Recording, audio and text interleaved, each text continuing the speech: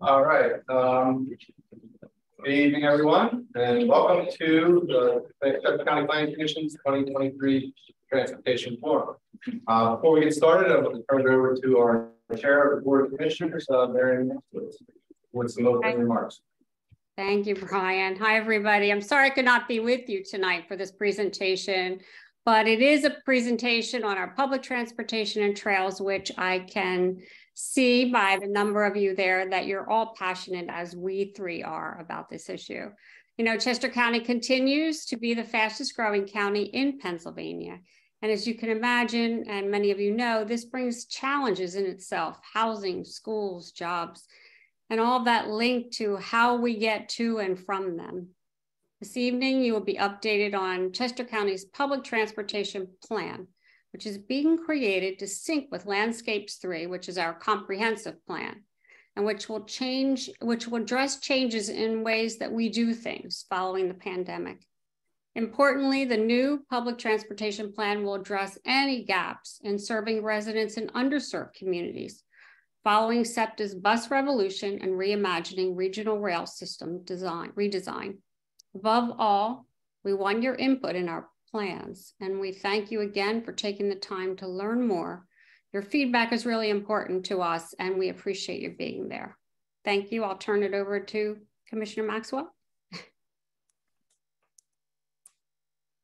I don't know how to wave at her. I don't know where to look. Hey guys. My name is Josh Maxwell. I'm on the board with Marion up here and Michelle and Bob's two over there. If you're here today, you're part of something really special that's happening in Chester County, or if you're joining us online. These things don't happen unless, especially in Pennsylvania, the Commonwealth, but here in Chester County, unless we have these partnerships between the county and local municipalities, and of course our transit agencies. Marion's working hard for us on the 7th Floor. 7% of Chester County residents live within 1 mile of a park or trail.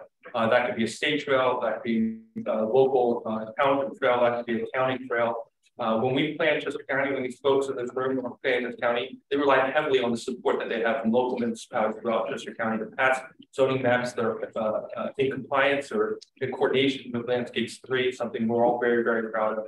So it's my job as one of the 3 commissioners to thank you for being part of that partnership and keep Chester County a special place. Open space, we like to think of it as our pyramids. It's what we want to cherish long term here in Chester County. And everyone joining here tonight, and especially the employees of the Planning Commission, but everyone in this county here is part of that effort. So thank you. And with that, I'll turn over to Commissioner Michelle. Thanks, Josh. Sorry I couldn't be there tonight as well, but I'm glad Josh was there. As my colleagues have said, we're all very passionate about the trail system, about transportation. And one of the things we'd like to ask you is, in addition to the public transportation plan, we're looking for your input on the county trails master plan. This plan is being funded by the DCNR, which is the Pennsylvania Department of Conservation and Natural Resources. And it will really help us work out the best ways that all communities in Chester County can provide connector trails into the circuit and to the many recreational offerings this county has to offer. We currently have a citizen survey open for our trails master plan that we would love to have you complete if you haven't already. The survey and the details of all other trail planning efforts can be found at the Chester County Planning Commission website, which is chescoplanning.org. So thank you again for taking the time to be here tonight. And thank you for all your interest in the connectivity that the county provides. Thank you, Mr. Kickline and Josh and Marion. I just want to first, before we get started, thank West Whiteland Township for allowing us to hold this event here at this wonderful facility.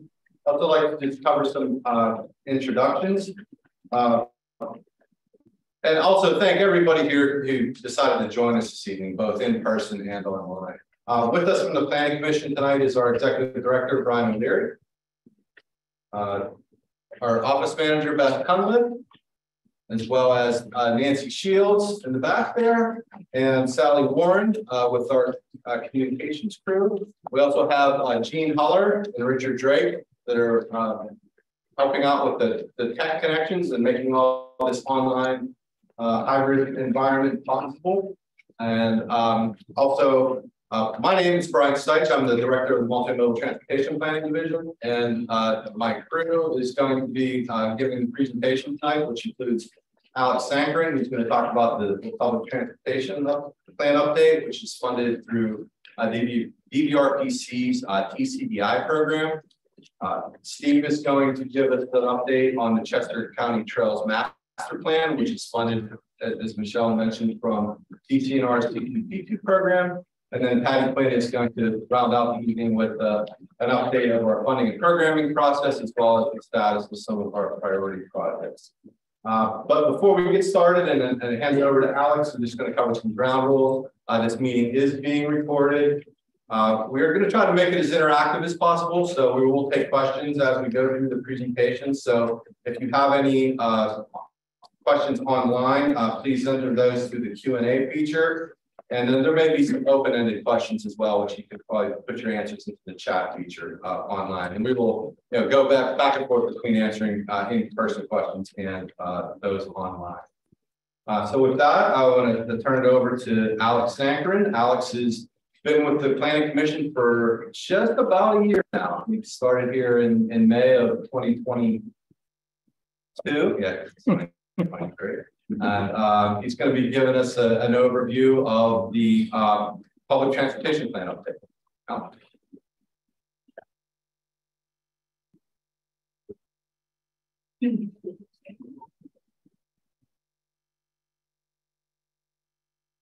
right, thank you, Brian. So yeah, like Brian said, I'm leading the update to the public transportation plan. So we mentioned it a little bit earlier, but Landscapes 3 is Chester County's comprehensive plan. It was adopted in December of 2018, and that's really the guiding planning document that we all follow. Everyone in the Planning Commission uses that sort of as the main focal point for what we do on a day-to-day basis. There are 6 goal areas in Landscapes 3: preserve, protect, appreciate, live, prosper, and connect. Transportation, we mostly focus on that bottom right one, the how we connect goal. Each one of these has different goals, objectives, recommendations, etc. And a lot of the projects that you're going to hear about are coming out of those objectives and recommendations. So the original plan was created in 2014, so almost 10 years ago now, and was an element of Landscapes 2, which was the previous comprehensive plan. So our update, one of the main reasons we're doing so is so that way we can follow the new guidance put forth by Landscapes 3.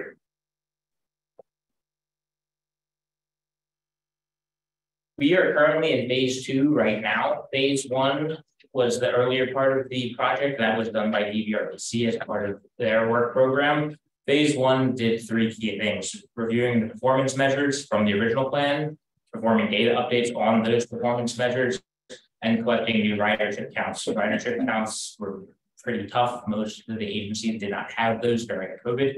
So we're only just now getting reliable data from the last couple of years.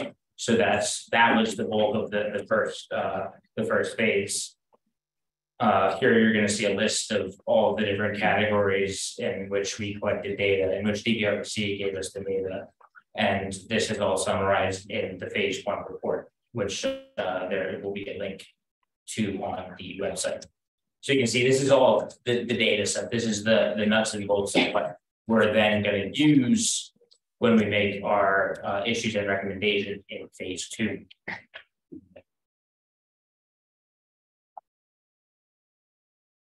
The other main reason for the update is the changing landscape, not just with transit, but with the workforce, with the whole world, right? COVID, we all know, I don't have to tell you about how it changed our lives, but for public transit, it did a number on it, right? Ridership loss immediately tanks. You can't You know, if people don't need to go places or in lockdown, if people can't go places, obviously you're not going to be riding transit. Ridership loss then leads to revenue loss, right? There's less people paying fares, so you're not going to collect as much at the fare box. One of the reasons for the ridership loss, even now, as things are slowly starting to recover, is remote work. We don't know exactly what remote work policies are going to look like. It's going to change company to company, city to city, but we know that nowhere near as many people are going to go back to the office as they did prior to the pandemic. If people don't need to go in the office, they're not going to be riding transit. So that's another reason why we see the ridership loss and the corresponding revenue loss.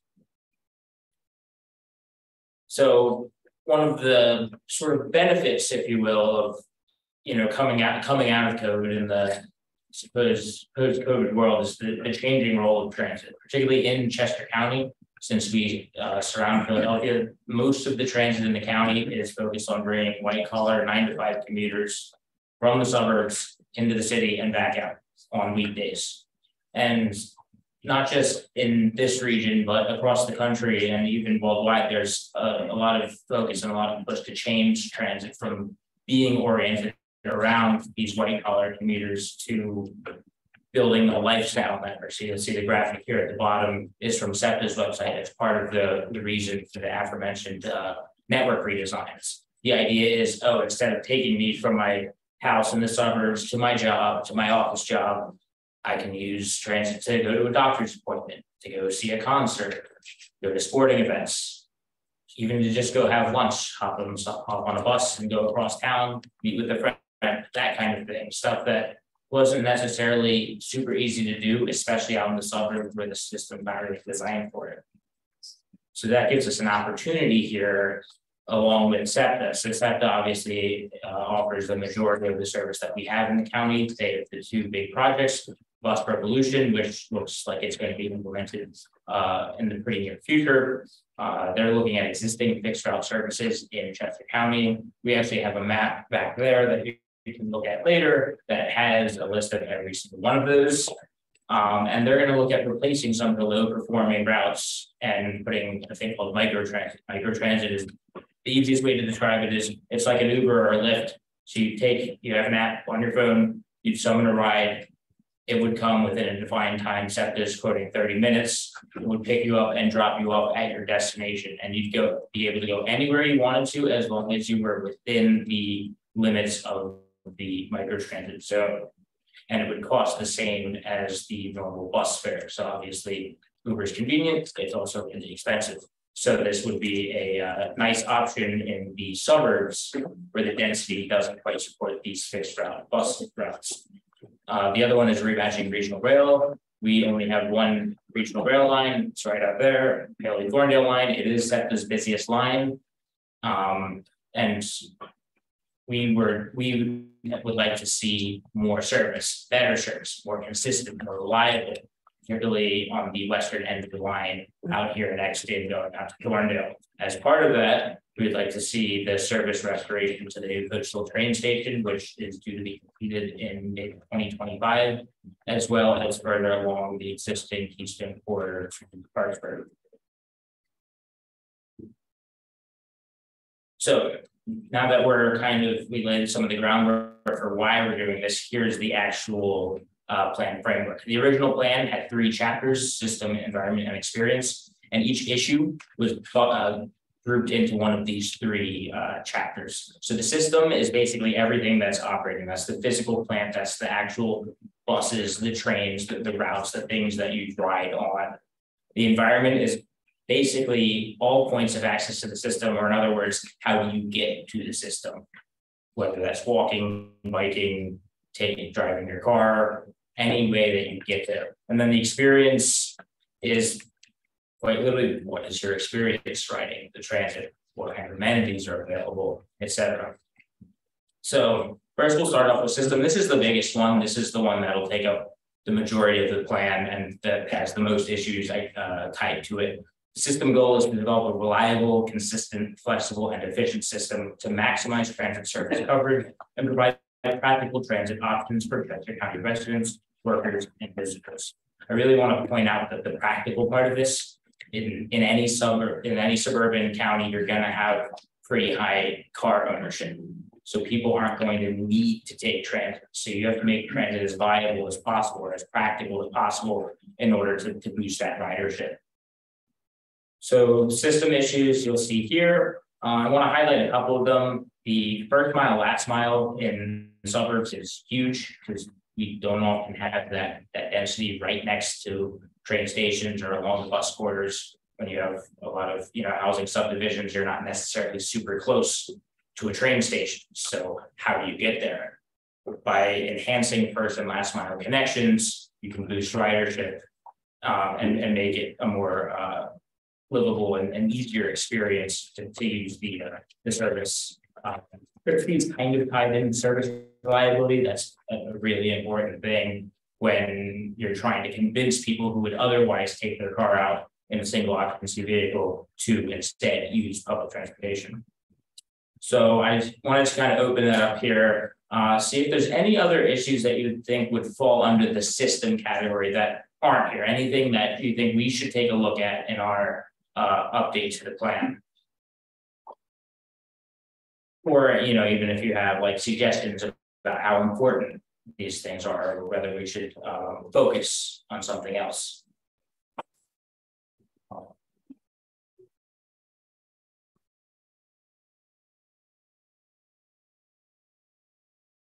about costs?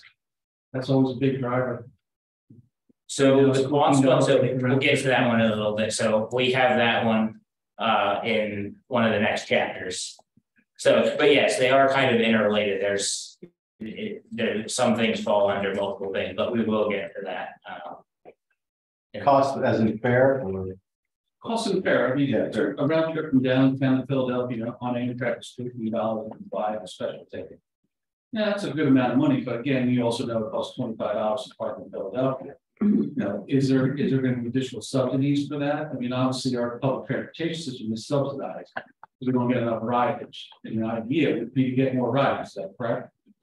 So, do we need to take a look at reducing fares to make it more profitable for the individual? If I know I can get in my car and I can drive to my office. It only costs me a gallon of gas. Why would I spend $10 instead of $3.95? Right. Yeah. So that's something. Eventually, right? It's going to be up to the agency of whatever service you're riding on or looking to ride on. They're the ones who are setting their fares. However, there are things that we can do as a county in terms of what we make in our suggestions. You can work with employers to try and subsidize some of that. And so there are some ways around it, but ultimately that is up to the agencies and kind of outside of the area of what we'll be able to do with our plan.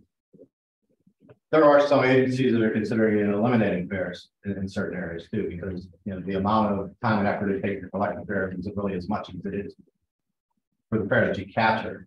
I think if you eliminated the amount of people that were working towards capturing the fare and just letting it go, it's going to be a lot of wash. So it could go either way. I mean, I've always thought that charging $1 to park at a regional rail station is way too low. I mean, if you capture a lot more revenue for that, like you say, it costs $25 to park in the city, but you can park on the regional rail out here for $1, which if you go through the lot, most of those cars can afford more than $1, and if you wanted to raise revenue, maybe that's really do it from, depending on the type of mode, but it's a good point.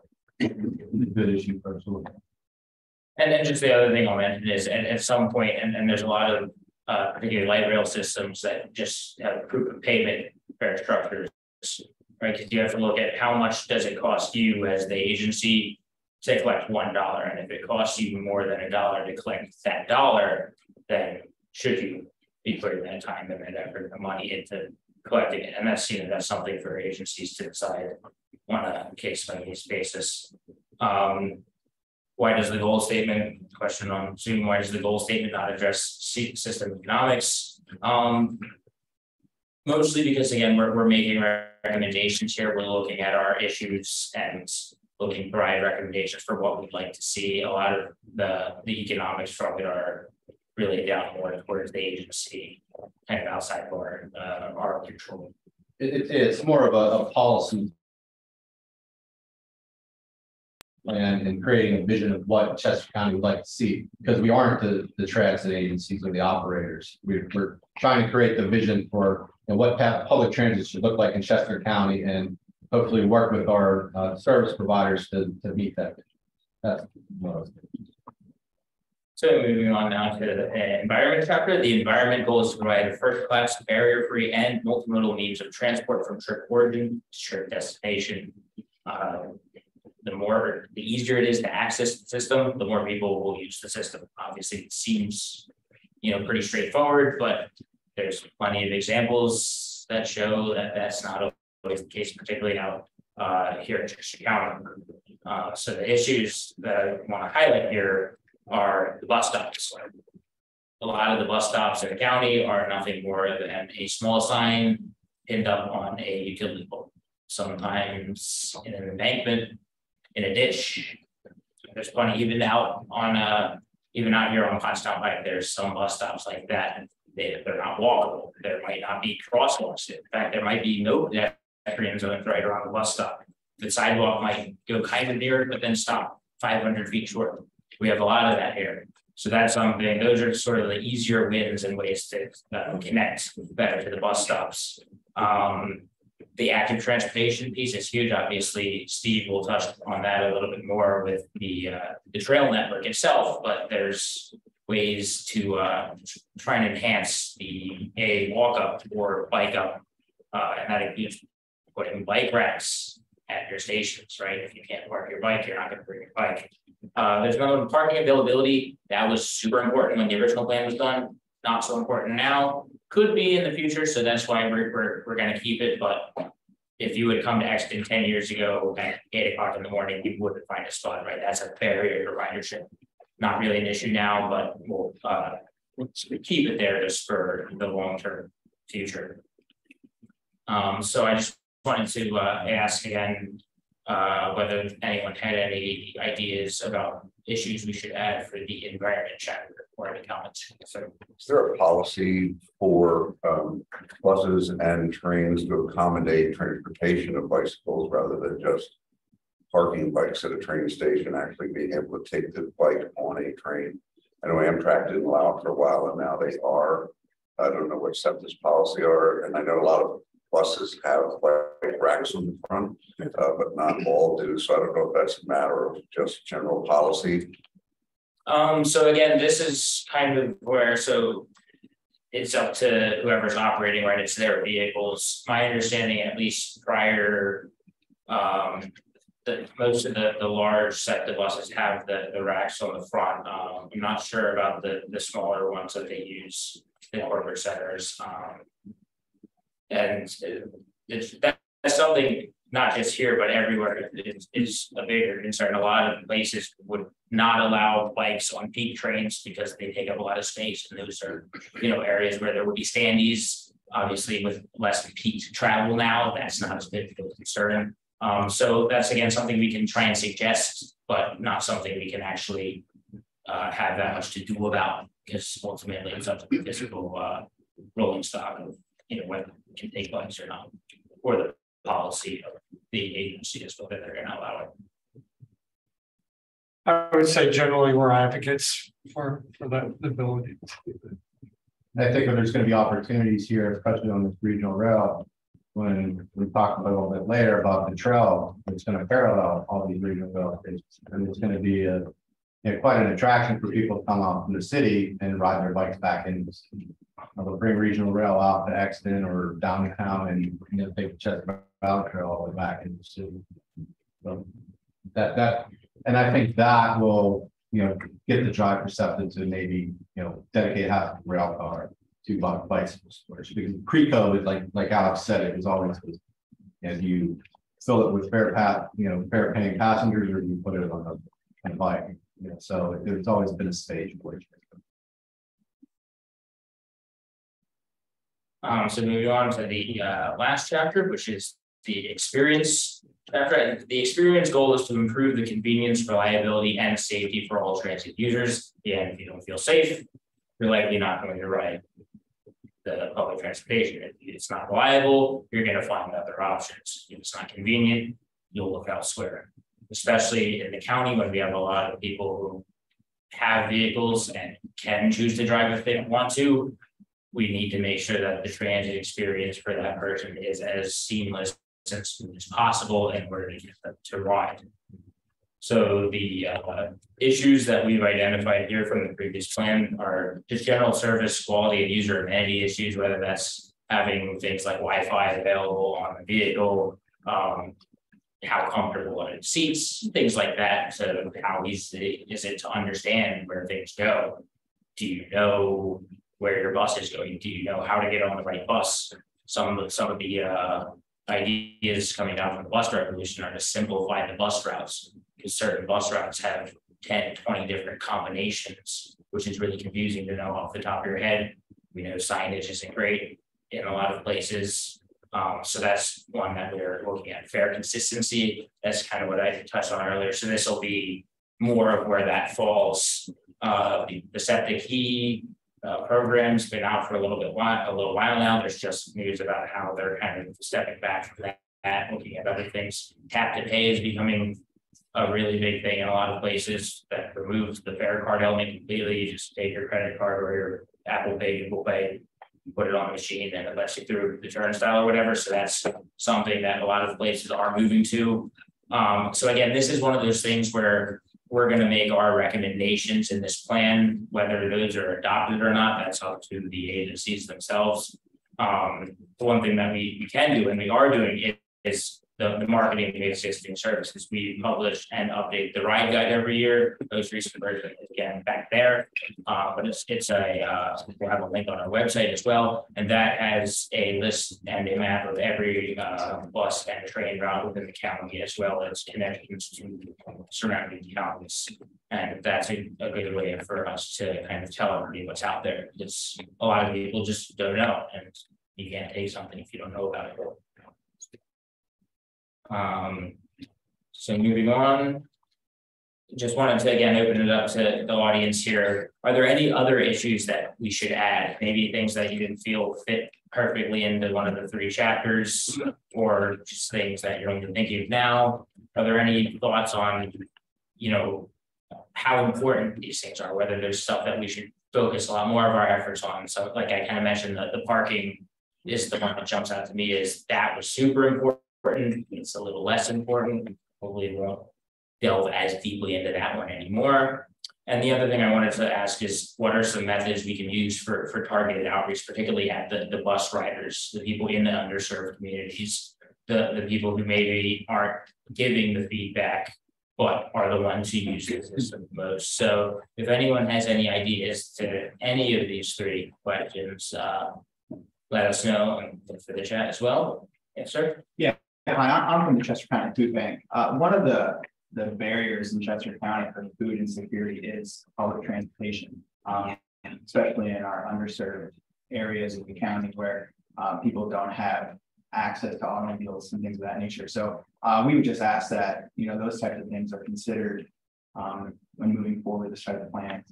The individuals who depend on public transportation to meet their food needs, whether it's going to work or going to a pantry or cupboard, going to the grocery store, things of that nature. Right, and yeah, that's again, that's kind of interdisciplinary, because there's some land use planning and there's a couple other elements there, tree deserts and this and that. But that's definitely something that when we put our comments to SEPTA as they're doing the bus redesign, anywhere that there's a change in service, we do try to keep that in mind as we provide the comments. Because people, even if the ridership is not super high, right, whoever is riding, they are relying on that service. And if you remove that service, then, you know, they have a problem on their hands, because then, you know, there's not that service there for them. So that's something that we are definitely considering. Do you have any ideas about possible outreach to maybe get some more of those people to, you know, let us know what they think about either the current bus revolution stuff or stuff that we can put in our plan? I can certainly, we can certainly work with our agency partners that do outreach in our areas that we serve the most. We'd be willing to do that. Yes. Good, thank you. Okay. Hi. I remember going to the car show in 2018 on the train. And I thought, oh, I'll quick go over to the office at Jefferson Station to get this reduced fare card because I'm disabled, but I'm not a senior citizen. That was, you could only get them there or at 30th Street Station. I often see the state reps and state senators have little community workshops where they can do these key cards, but it's only for seniors.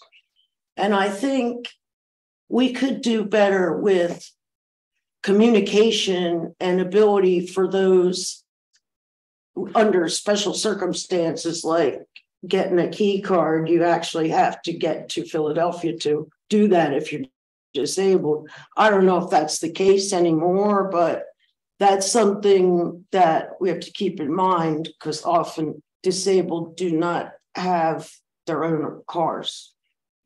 Yeah, that's something we can definitely look at in adding them into the ride guide. So we have a paratransit section in the ride guide, but as far as like the actually buying fare products and stuff, there's definitely not a lot there. So it's something we can definitely. I'm sure there's a lot of services they could offer at a regional or a county SEPTA office or something, you know, for this kind of thing. I'm not, you know. And a lot of this comes from just overall fare simplification, which again was one of the key aspects of the experience chapters. Just to make it easier to understand, more people will understand it. They don't have to jump through hoops to get what they need. Yeah, the county Department of Human Services really handles the paratransit element in Chester County, and they are on our committee for this plan. So we'll bring that to their attention. That's great because you know, so a lot of disabled people don't necessarily need the paratransit, but they may need that discount on the bus or the train for a doctor or to get food, medicine.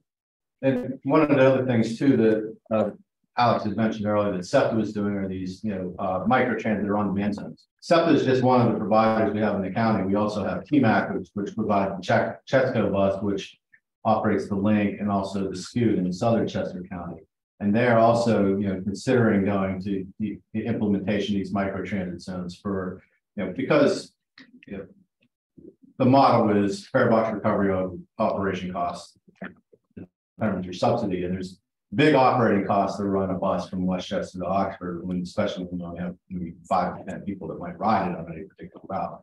So they're looking to that, and those microtransit zones could also be used for those daily trips, so long as you know those you know, the pantries or the grocery stores and everything are located within the same residential zones. Another opportunity. Hi, just a couple of things after listening to your presentation. One is on the heels of taking my son down to Township College to tour the campus. And when you go to various university campuses, you see at all the transit locations for the university transits, these immediate help buttons, the assistance buttons, and they're lit up like the 4th of July. These stops are for the safety of the passengers and such. My daughter goes to another college and she won't go off the campus unless it's visible, it's bright, and there's an opportunity to get emergency assistance. And you mentioned a little bit earlier in your presentation about some of these stops as to where they are. And it might be a consideration to take a look at these stops in that light as far as enhancing people to come to that particular stop. Because I would assume there are people that are not approaching them for that particular reason, particularly at night when it gets dark. And the second one is in regards to, and I'm sure you've done this, is the changing landscape for public transportation now is such that a reduction on the side from a corporate perspective, potentially. The targeting of new locations that potentially are lacking as far as transportation to them that may have changed over the last 2 or 3 years. I can't come up with an example in mind, but I'm sure the landscape has changed. over the last period of time, that there's new underserved or underutilized underserved area from a transportation perspective, and it might be an opportunity of looking a bit from that particular angle. So yeah, so to your first comment, so the safety one is definitely, we're going to do a little bit more with that, just kind of given the change to the current landscape. I think, you know, when you think of regional rail, maybe that's not a big an issue, but then when you think, right, people connect to other places, so even if that's not paramount necessarily within Western County, it still is on the broader system, and that's important because it's not like people are just staying within the borders. So we're definitely going to make that a bigger priority in this version of the plan. For the second part, I have a few things about service gaps and new service gaps in a couple of slides. So I can kind of touch on that a little bit more and speak to that one. So a general question, when you guys look at this whole plan all together, I'm sure you looked at other counties and the transit systems and places that had like similar weather, not Florida or Arizona. I mean, how many did you look at? That, I mean, there must be a lot of areas to try to learn all these things, right? Yeah, so actually one of the big things we looked at is microtransit is very new, and it's kind of the new shiny toy for a lot of agencies, and it has been implemented in some places. So we did talk to Center County, where State College is, and they've implemented microtransit, and it's been fairly successful there now, so that they are expanding it and have added a couple of new microtransit zones. The reason we look there is they have a lot of similar land use patterns. They have populous boroughs, but then very rural outskirts of those boroughs, and not a ton else in terms of you know, other connections. So that's one of those areas where we are looking at other places. But again, I hate to keep harping on this, but right, we'll make our suggestions, but ultimately it is up to SEPTA and TMAC and others, you know, as to how they choose to operate. We just give them what we want to see. Right. You know, and I think off of that point, to me, the biggest area for the county, frankly, to step up is in the environment, the leg of this three-legged stool. Because as you noted, SEPTA, the county is least involved in the system and the experience side, because that's mostly in the hands of the operators, as you noted. But it's the environment side, or frankly, for better or for worse, the operators have said it's beyond their purview, things like bus shelters and last mile connections and sidewalks. So I think as you look at the data, and mind you, I was the author and helped write the first one of these.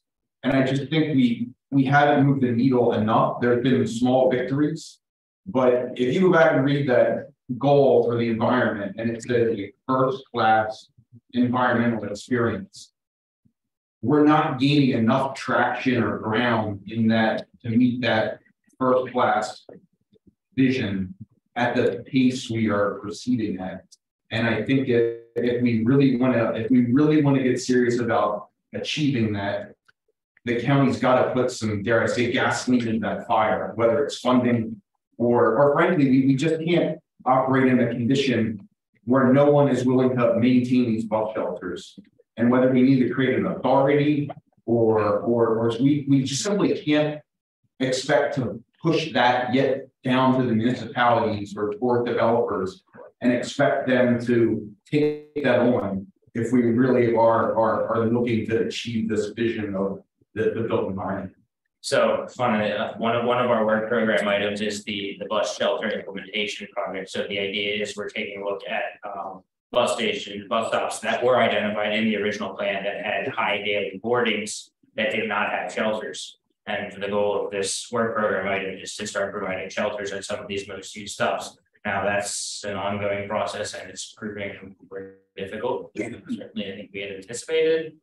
So it kind of just goes to show you why the needle moves so slowly, if at all. But that's kind of one of those things. And like I said before, right, there's places where the sidewalk goes, you know, up to 400 feet from the bus stop, and then, you know, disappears. right? Those are sort of what, at least what I feel are the like sort of easier things that we can fix as opposed to some of the really far off. You know, because we are a ways away from being truly first class, as you mentioned, but I think there's some baby steps we can take that might get us a little bit closer. I advocate for often overlooked, underserved community, which is people with developmental disabilities and autism. So I'm really encouraged by this idea of the micro transit because these individuals face very high levels of isolation, very high levels of unemployment, and especially in areas that don't have public transportation like Southern Chester County, where I live, that can mean that they're at home and at risk for major behavioral health crises. So I'm really encouraged by that opportunity for micro transit. I just suggest that you give it time to work, give lots of public education because it takes a while for people with developmental disabilities to establish new work and community connections. And if it works the way I think it would, you'll see a lot of usage in that. Yeah, travel training is definitely something we can look at, most likely in tandem with the operators, but that's something we can definitely, especially with as it pertains to the zones that we'll have within Chester County. That's definitely something we can look at. Well, my first suggestion would be to make the bus stops more aesthetically pleasing. You know, make me want to go to that bus stop. Give me a place to sit. Give me a place, as this gentleman had said, that's safe. Then I would probably use it. And the secondary suggestion is, have we thought about satellite parking or remote parking where we could do the micro transit? And this goes along the lines of, not everybody lives along the railroad. Not everybody lives in downtown, Coatesville, Parksburg, you know, Lower Merion, blah, blah, blah. We all live in communities. And a lot of our communities are ways from the train station. I live in East Brandywine and we don't have a bus stop that goes up 322, even though it's a highly traveled road. Has there been any thought to having maybe some remote parking, shared parking within a shopping center where you can then do that micro transit where the bus rotates every 15, 20 minutes following the train schedule. So I don't have to drive from my house in East Brandywine to the train station in downtown. I can go to, say, the shopping center, which is 2 miles from my house, and get on a bus there, which I would do because it cuts out 5-6 miles. Has any additional thought been about that? And unfortunately, that's more of a land use issue, and the county not owning land to be able to do that. And that's where they might have to partner with private retail or commercial spaces that have the additional parking. Well, one of our issues was parking ride facilities, and we do have a handful of those within the county. Now, the reason we're not focusing on it as much is because they're generally pretty underutilized. So we look at ways to maybe enhance the utilization, but you know, there's a couple even around here that very sparsely populated. So the idea back with the original plan was employers could run employee shuttles, particularly to places that were close to major highways, but you know, we're quite far away. So like down in Wilmington, for example, putting a park and ride facility where people could come from all over the park there and then take the shuttle down to go to Wilmington. Given the remote work and the lack of people going to the offices, I think we've sort of pivoted away from that as a focus area. But that's definitely something that will still be in the plan. It's just a different world now. I mean, I think we were looking at park and ride facilities before to remove single occupancy vehicles off, getting the traffic off of the highways. And by using a more, I guess, a higher standard coach bus that had comfortable seating and Wi-Fi and maybe a higher fare, that people that were driving more to your white collar job in the city or anything else would maybe want to use as opposed to driving in their cars, and they would be able to do work along the way. So then that's kind of all changed now, and then you got that whole COVID is really thrown a monkey wrench into the transportation and work land use nexus, and that's everybody's still adjusting. And I think you had some great ideas there, but I think that is a lot more detailed design of the system than we're at this moment. But I think those are very good suggestions, and I think we got to move on. Yeah, so just and again, I kind of alluded to this one already, but the bus stops and the bus shelters, we're going to encourage as much as possible. Most bus shelters really all of them are not owned by the agency, the operating agency. They're owned by advertising agencies like Clear Channel, right? They provide them as a way to make them into a billboard essentially. So that's, again, it's tough. We have a couple programs that we're trying to help that out with, but it's slow going. So, and just finishing up here, the last couple of things. So service gaps, we have some areas, and again, some of you guys have already talked about this, which is great because you're already kind of thinking about these things. There's long-standing service gaps, right? Things that in the 2014 plan weren't served and that aren't served now, right? We still want to see those areas get transit service. And then we're going to have to take a close eye at potential new service gaps. Those are bus routes, fixed route bus routes that are going to get cut from the bus revolution. Right now, these are people who won't have an alternative option, so we'll have to look at any new gaps that arise from that. And then the other thing is unserved versus underserved, right? Unserved places are places that do not have transit. You need to walk, bike, or drive. Underserved are places that don't have enough transit. Maybe the transit isn't high quality. Not that many people ride it, even though it's there. Maybe the bus comes once every 2 hours. Maybe the trains don't run enough or at all midday. Things like that. So those are that's an important concept that we'll definitely incorporate into the plan update. So here's the project schedule. We're looking to wrap up at the end of this year, maybe into the first couple of months of 2024. This is our second public meeting, so we will have one more in the fall. At that point, the draft report should be about ready to go. So we'll be looking to have some serious report. Part of the report done at that point. So I just want to point you to the project website. You can scan the QR code. That'll take you. You'll be able to see phase one, which is you'll be able to see data. You'll be able to see the original plan. There's going to be links to the ride guide, project schedule, and anything else related to this project. If you have the handout from, if you're here in person, those QR codes are on the agenda as well.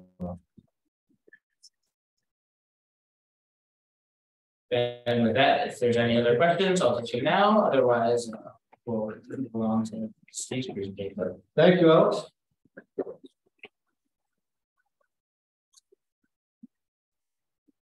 We will be having some Q&A at the very end too. Some notes, but we will be here till 8:30 if necessary. So if you weren't able to answer or ask or have Alex answer your questions at that point, we'll have a little bit more opportunity there. Now I'm going to turn the show over to Steve Bucks. He is our trails planner, and he's going to talk about progress on the Chester County Trails Master Plan. Thanks, Brian. Good evening, everybody. As Brian said, my name is Steve Buck, and I'm the trails planner for the Chester County Planning Commission. I do want to thank you for coming out on a nice night like tonight. I know we're competing against some nice weather, and I think a Sixers tip-off game already happened. So I think we do appreciate your attendance and participation.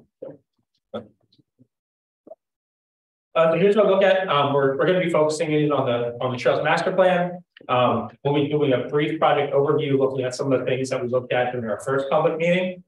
After that, we'll look at some of the results from the public survey, and then we'll wrap up with some of the more recent work that we're working on, looking at some Trail Master Plan considerations, and then some preliminary trail mapping.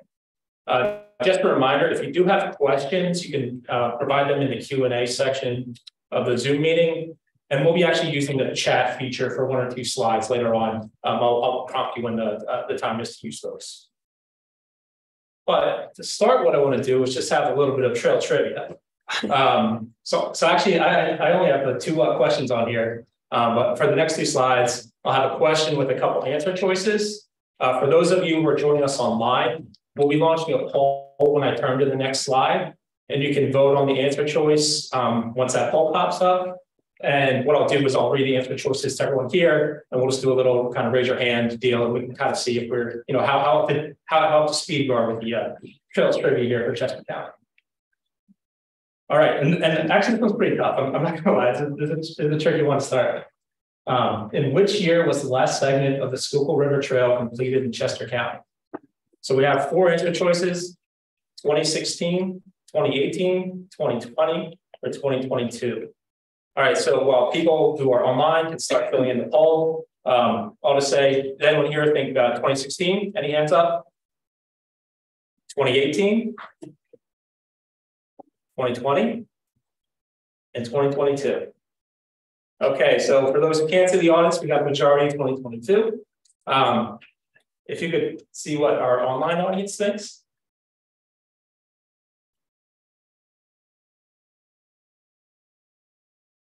Oh, there it is. Thank you. All right, so we got a pretty good split, but I think in general went along with what a lot of people in our audience here thought.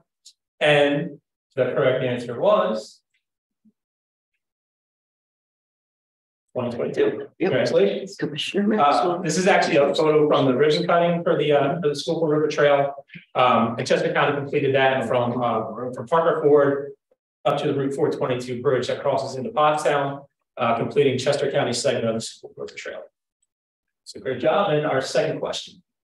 I have a lot of date questions, apparently. In March of 2023, a segment of this trail was completed from King of Prussia to Norristown, ending with a connection to the Schuylkill River Trail. The answer to the Chester Valley Trail, Perkiomen Trail, Struble Trail, or the East Branch Brandywine Trail. The same thing, the polls up online for everyone here. Chester Valley Trail. All right, Perkiomen Trail, Struble Trail, East Branch Brandywine Trail. All right, I think we had a consensus here in the room. Can we see the online results? All right, and the leader in the clubhouse there was the Chester Valley Trail, followed by the Perkiomen Trail, and it was the Chester Valley Trail. So for everyone who couldn't see again, the hands in the room here went up for the Chester Valley Trail. So yeah, this was actually completed just in March. And so now there's a connection between essentially starting at the Schuylkill River Trail in Norristown, which extends all the way out here, actually to Exton. If you look out the window, if the shades were up, you would see it out there.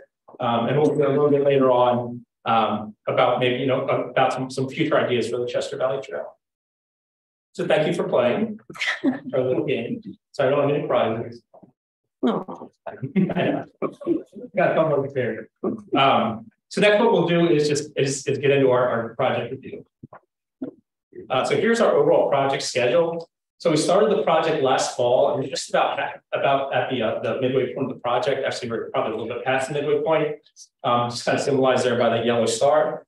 To date, we've completed a lot of trail research, data collection, and existing conditions and trail inventory mapping. We're currently working on mapping out the proposed trail network. And by the end of the project, we'll have a final report, which includes this overall trails vision for Chester County, and also has recommendations for different types of trail facilities, policy recommendations, and information about funding resources. Much like Alex's meeting, this is also our second meeting for the Trails Master Plan, with our third meeting going to be happening later in the year. At this point in time, we should have essentially a draft version of the final plan that we will be sharing for public review and comment. Also spinning off of what Alex was talking about, the Trails Master Plan is in support of Landscapes 3, specifically the Connect goal. And there's two objectives within this goal that I just want to highlight. One was to develop an interconnected multi-use trail network across Chester County, and also developing active transportation infrastructure within the county's designated growth areas. So just as a quick review, active transportation covers essentially all human-powered methods of transportation. So this includes, walking, riding your bike, roller skating, and also wheelchairs and other types of mobility assist devices.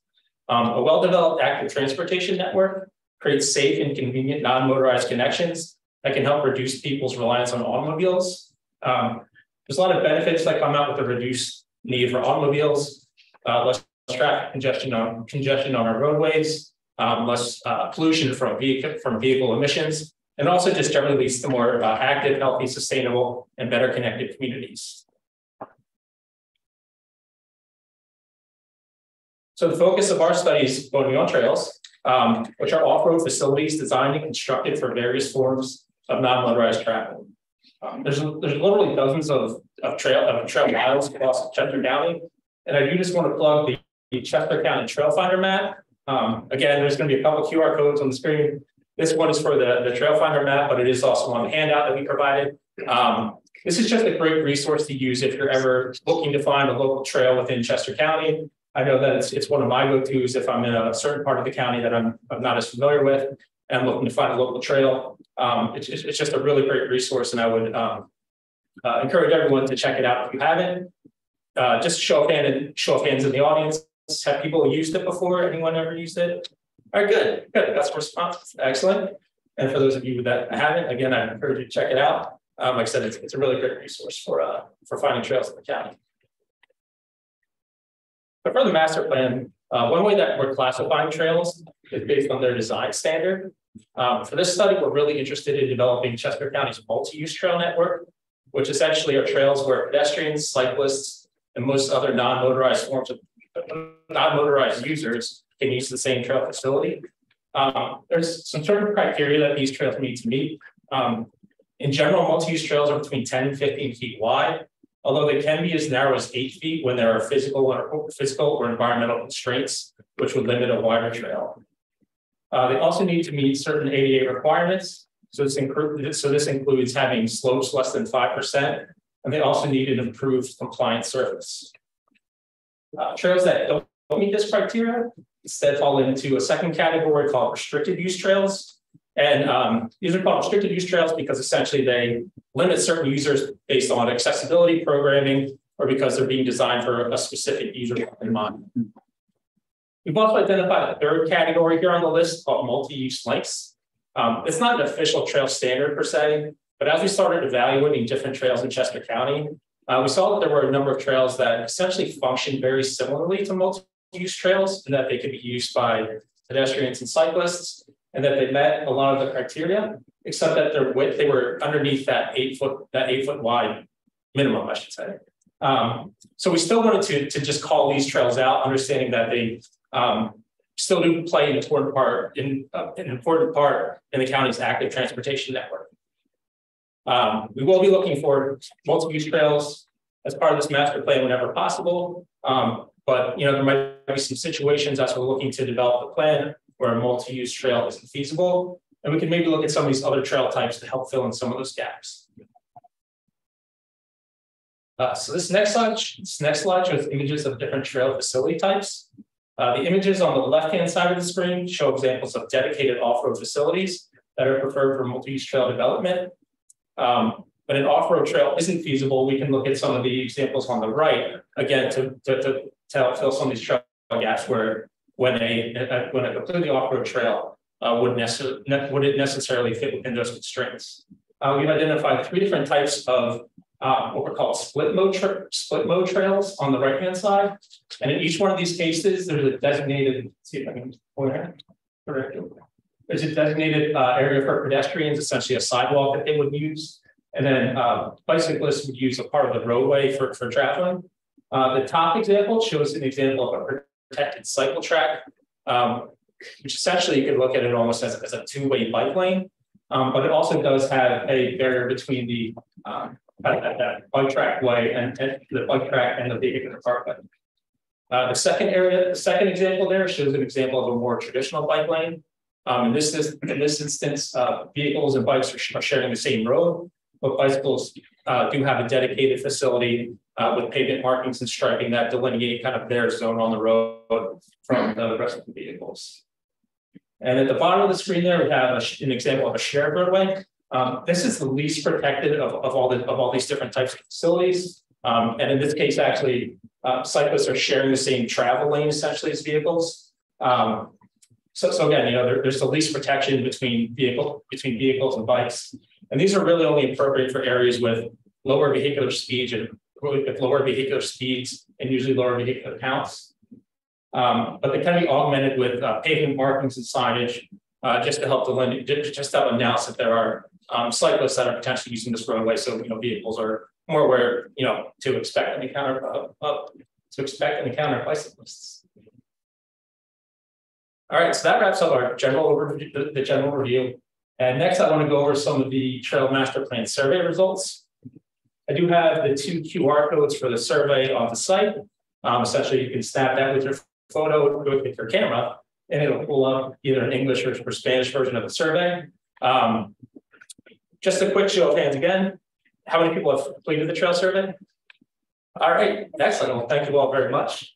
We do appreciate your input on that. And for anyone that hasn't, there is still time to complete the trail survey. We'll probably have it open for another month or so. I see someone grabbing a picture, so. Yeah, I'd like to get that on our township website. That would be great. And also it reminds me too, it is on your handout as well too. So if you take that home, you don't necessarily have to grab it right now.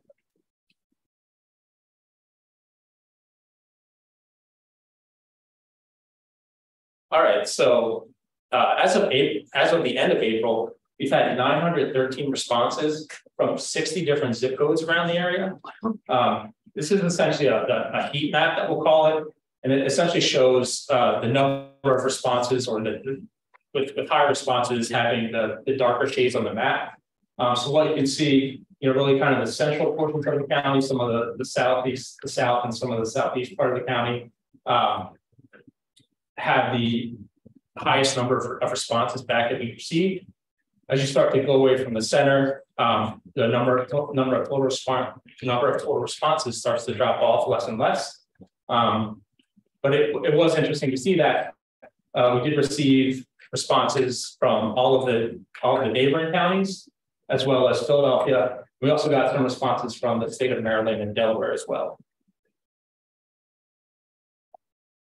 So we can take a look at just some of the initial findings. Again, the survey is still going to be open for a little bit, but these are just some of the preliminary results that we started to see. One of the first things we saw, or that people said, is that 58% of people are using trails at least once a week. 39% of respondents travel between 2 and 5 miles to get to a trail, and another 39% travel over 5 miles to get to a trail. And what that kind of tells us is, I think that partially leads into the next number, where it says that 82% of people typically drive to get the trails. Obviously, as you're getting, these larger distances between you and the trail, it may make it it may make it harder to get there, walking or on a bike, especially if there aren't safe facilities to get you there. So those distance numbers could start to talk about, why so many people are driving the trails. 77% of people would be someone or very likely to use a trail instead of a vehicle for transportation if they connected to where they wanted to go. And 87% of people either agreed or strongly agreed that they'd like to see more multi-use trails in Chester County. Yeah, a couple more results to share. The top 3 reasons for using trails in Chester County. The number one response we got back was health and fitness. Number 2 was for recreation, and number 3 was to observe or be in nature. The top 3 most important factors when deciding to use a trail was proximity to where people live, the trail scenery or the environment that it was in, and being able to park my car safely and securely at a trail. Again, I think a lot of that ties back into that number. We saw that most people, a good majority of people are driving these trails. The top 3 factors that respondents said would increase trail use: more trails closer to where I live, more trails that connect to where I want to go, and again, being able to park my car safely and securely at a trail. We did give people an opportunity to write in responses as to what types of places they'd be interested or think that a trail would benefit by being connected to. And some of the top repeating responses that we got back, I just pulled out and put in this box at the bottom. Some of the more common responses we saw: downtowns, neighboring communities, other trails, counties, state and local parks, schools, shopping centers, public transportation, and this last one is kind of a larger kind of catch-all, but retail areas, restaurants, coffee shops. We got some breweries in there, so it's kind of like that general kind of service category plus there. But I did want to just take a time, and this is the opportunity for people who are online. Are there any other types of, I'll say types of destinations, so kind of some of these broader categories that you think would benefit by being connected to a trail? You can place responses in the chat box of the Zoom meeting, and we'll just give people a couple seconds for that. But while people are online are doing that, I did want to open up to the room. Does anyone have any certain types of destinations that they could think would really benefit by having a trail connection? Brian? work's not on the list. Yeah. It's kind of shocking. Yeah.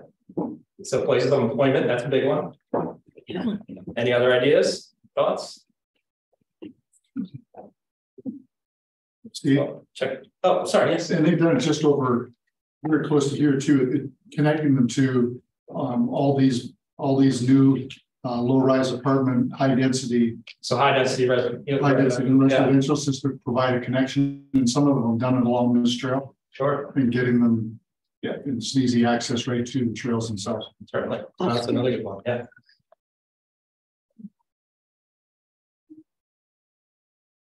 I'm just going to quickly check the chat. Doesn't look like we have any chat responses, and that's it. Okay.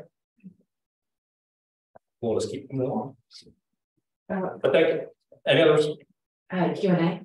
Oh, there's some in Q&A. County office, West County Road. Yeah, and other municipal buildings, Yeah, you know. that's a great one. Yeah, other municipal buildings is a really good one. Okay, just gonna check for these. Sorry, I'm scrolling. Nature areas was one, and then cultural attractions, museums, and gardens were also the answers that people put in online. Libraries too. Yeah. Another good one. So excellent. Well, thank you all. That was very helpful.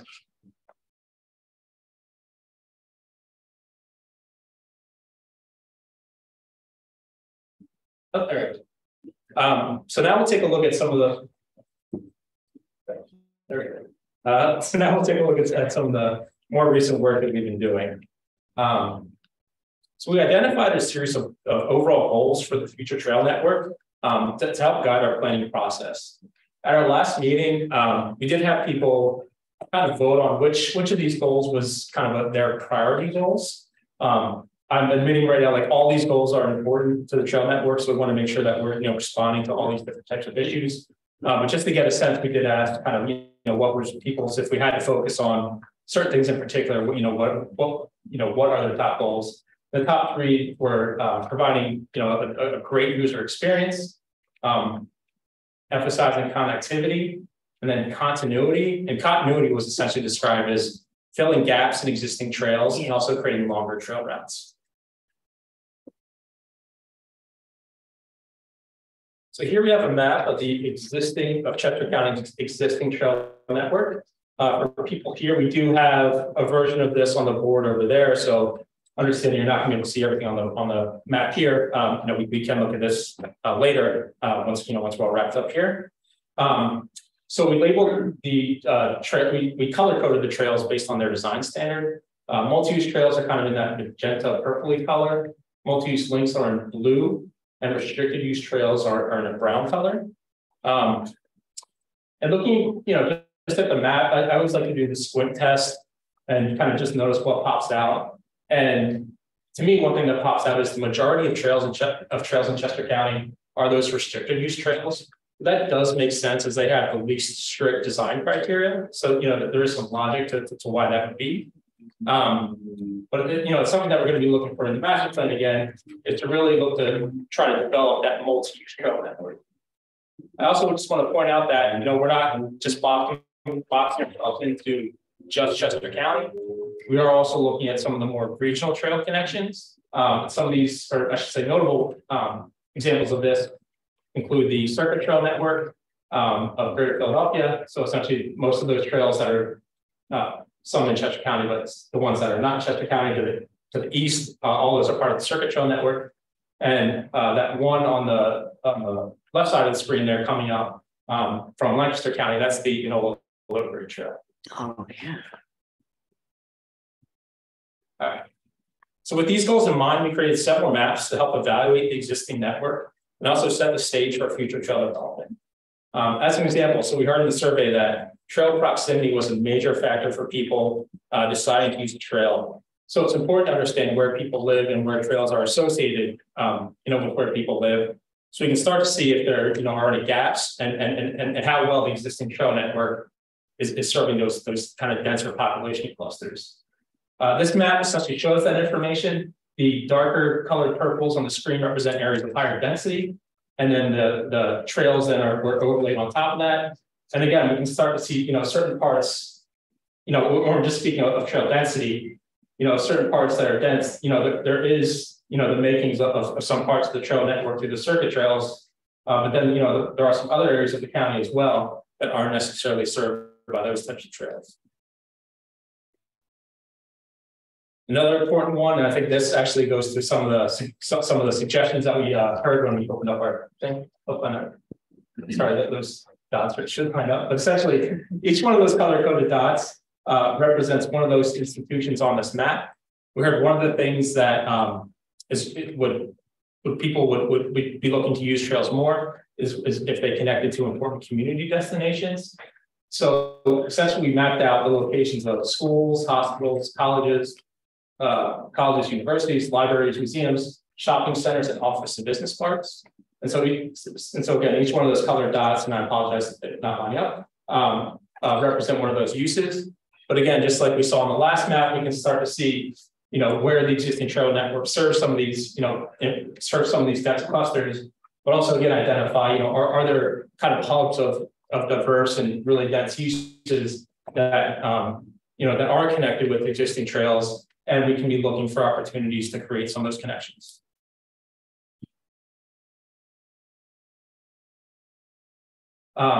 Likewise, we looked at parks and historic and cultural resources.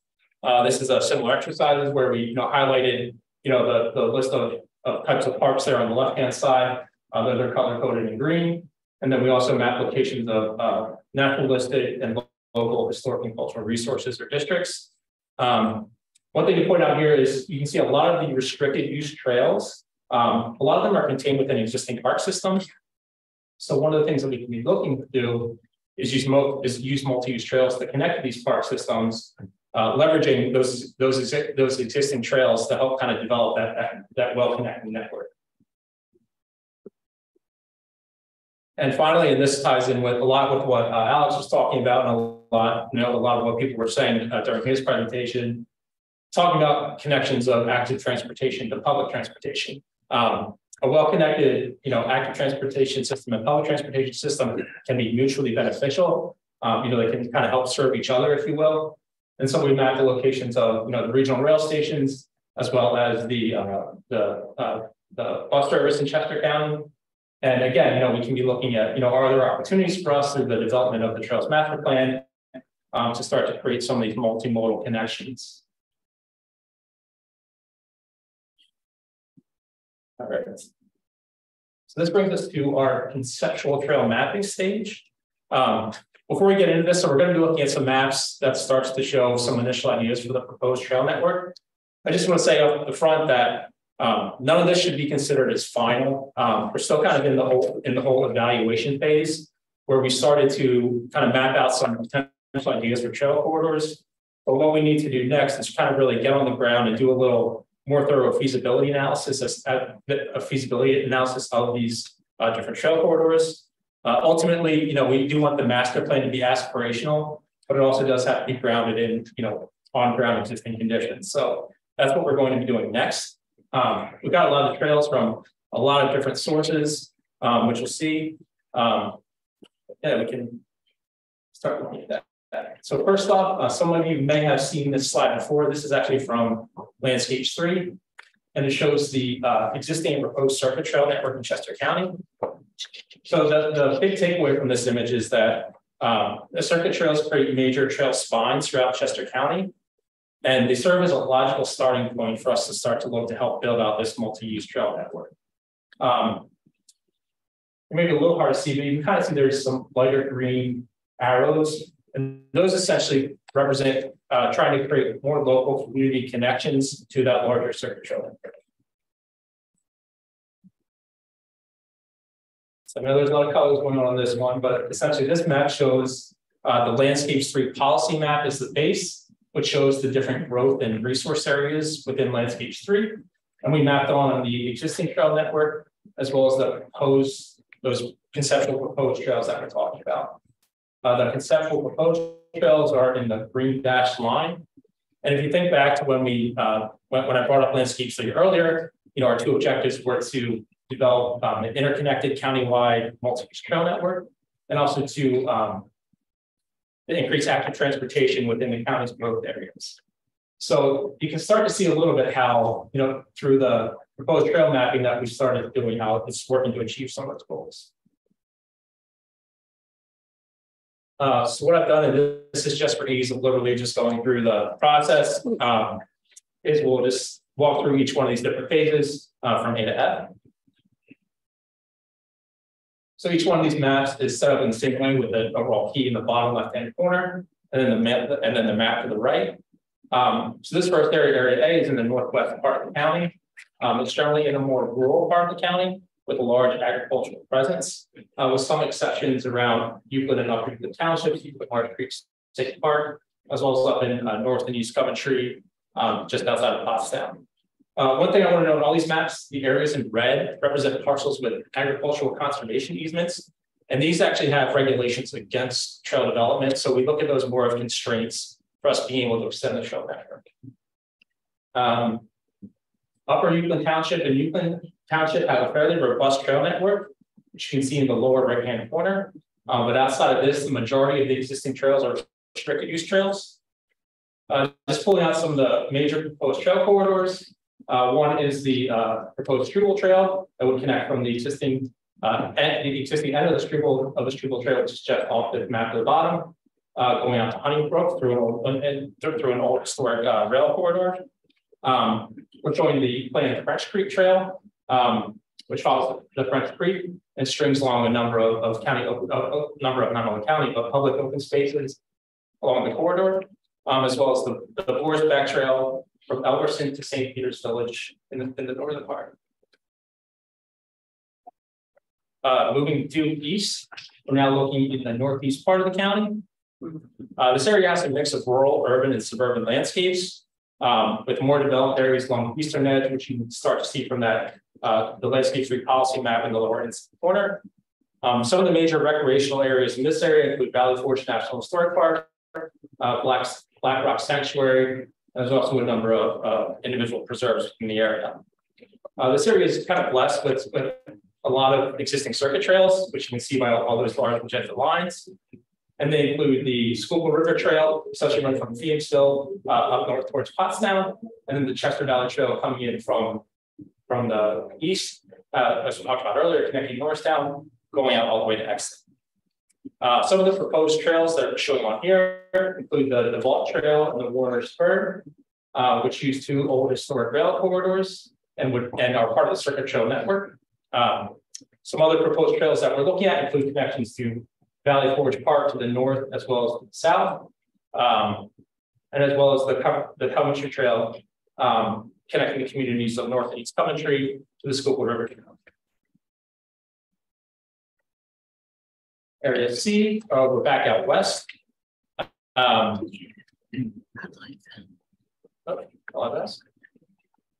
So this takes us back out to the western side. Urban and suburban development patterns cover most of this area along the Route 30 and the Amtrak Keystone corridors, but it does transition to a more rural area the further west you get. Existing multi-use trails in this area include the Struble Trail and the East French Brady-Mont Trail, and again, there's the Enola Logray Trail on the western side. Proposed trails in this area include the Chester Valley Trail West Extension, which we'll look at the eastern end of it in the next slide, but essentially would come off the old Philadelphia and Thorndale Rail Corridor, and we would sway through a number of communities all the way up to and through Ackland to connect with the Enola Logray Trail. We're also showing a number of community connections with for Ackland, Parksburg, Salisbury, and another trail to point out is the Mill Trail that connects the communities of Coatesville, South Coatesville, and Modena to the Chester Valley Trail. This next area is Area D. It's one of the more dense and developed parts of the county. There are a number of major highways in this zone, and the Amtrak the Amtrak Keystone line runs through this area. And again, there's a number of rail stations serviced by both Amtrak and SEPTA as part of that line. Existing multi-use trails include the Chester Valley Trail right here. The Struble Trail, again, we're looking on the other side of the map now, so it's Struble Trail and the East Branch Brandywine Trail. And then there's also the Whiteland Trail through Whiteland Township, which is one of those multi-use lane trails. Proposed trails include the Chester Valley Trail P&T, essentially, which would connect the existing Chester Valley Trail from Ship Road and extend 7 miles west past Downingtown to about Thorndale, and that would tie in with the rest of that Chester Valley West proposed trail that we saw on the last slides. We're also showing some future connections to East Branch Brandywine Trail from Westchester, and also there's the development of the East Branch Brandywine Trail itself, and also showing some connections or some east and west extensions of the existing Valley Pike Trail. Area E, we're now in the very southwest part of the county. This is a primarily rural and agricultural area, except for a string of more suburban and urban places, starting Oxford and along the Route 1 corridor. The Octave River Rail Line is an active rail corridor that runs through this area and services a number of industries in southern Chester County. We've mapped the proposed trail corridors from the Southern Chester County Circuit Trail Feasibility Study, which includes a series of segments along US Route 1, as well as a loop around the Jennersville area. And another conceptual trail that we're looking at is one that kind of snakes along the southern border, potentially being able to connect Nottingham County Park to other recreational resources like Big Elm Creek State Park. And then the final area we're looking at is the southeast part of the county. So this has a significant agricultural heritage as well. And there's been significant development over the years, especially along the Route 1 corridor. It's kind of ballooned out. The borough of Kennett Square, Avondale, and West Grove are connected by Baltimore Pike. This area has significant natural assets, including the Big Elm Creek State Park, White Lake Creek Preserve, and again, that trail that I mentioned previously, this kind of southern recreational trail, there could be an opportunity maybe to help tie some of these larger recreational resources together. Again, on this one, we're showing connections from the Southern Chester County Circuit Feasibility Study, and also taking in some proposed trails from the Kennett area. There was a study done recently to improve bicycle and pedestrian connections within the Kennett Square area. So we coordinated with those maps as well to include some of those connections. So that gets us through the maps. I know that was a lot. That's probably quicker than it should have been, but I'm sorry, I'm running a little over. Just to let you know our next steps, what we're going to be doing. We're going to be evaluating the different trails through a series of different criteria. This should help us ultimately come up and be able to start prioritize and identify what the best trail opportunities are for Chester County moving forward, which we can then document and get into a little bit more as part of the final. Any last questions in the time, or should I? Any questions? No questions. Steve, I have one for you. So that kind of trail map and the analysis is very interesting. Is this information going to be on the website? If people want to comment on it, or how you? Yeah, I think that's something that we can do. I mean, it'll definitely be part of the report. Which again, we'll have a draft version of the report for public remote comment later on at our next meeting. But I think we could probably get some of those different maps up on our website. There is a specific Trails Master Plan website on the Planning Commission's website. And yeah, we could probably provide a link to some of those different maps that people could check out. And we do have the opportunity with that map for people to add trail alignments. Yes, thank you. Thank you, Brian. Yes, in addition to the survey, we do have a mapping tool on the master plan website, where essentially you can draw in potential trail connections or important trail destinations on a map. There is a tutorial as part of that, so if you're not familiar with using kind of the GIS mapping software, it's literally you just kind of click from a legend. I want to draw in an important destination. You click on the map where you want that destination to be, and then you can add a comment like connect to this park or connect to this school. So thank you, Brian. That's a good reminder for that. Yes. Do they have timeline projections on any of this on the website, or in terms of like the completion of the actual trails? Yeah. So there's a lot of different factors that go into this. Essentially when it comes to trails, we still do need to do an overall feasibility analysis, but the master plan is really envisioned as a, a 20, 30, 40-year vision for trails in Chester County. There are going to be some opportunities that may be more of your low-hanging fruit and may be able to be done more quickly. But there's a lot of different factors that ultimately need to happen for a trail to go from kind of the initial idea to have it, being like an actual trail inside this facility here. So I think, we might be able to kind of maybe categorize some of the trails that maybe has like a shorter time duration versus like, a really long or extended one, but we won't be getting into like the fine grained detail of, this could be done in 3 years or something like that. It's more kind of generalized. Yes. Have you looked into federal funding for some of these trails? There are a few federal programs out there. I've seen them used for large trail projects. And yes, generally it's got to be a pretty big project or a very expensive trail that needs a bridge or something like that. But there's been some success in Delaware with finding ways to get to those federal funds that are out there as part of the transportation bill. Yeah, Brian, I don't know if you want to talk that or I can. Yeah, I think there's TA set aside is a fund that has been really boosted with the IIJA. That's going to be made available in Pennsylvania here in the next month. So municipalities will also have that opportunity to go after things. There was other trail specific ones, but there weren't. I think there was like 50 million available for the entire country, which when you break it down, it's like a mile of trail per state.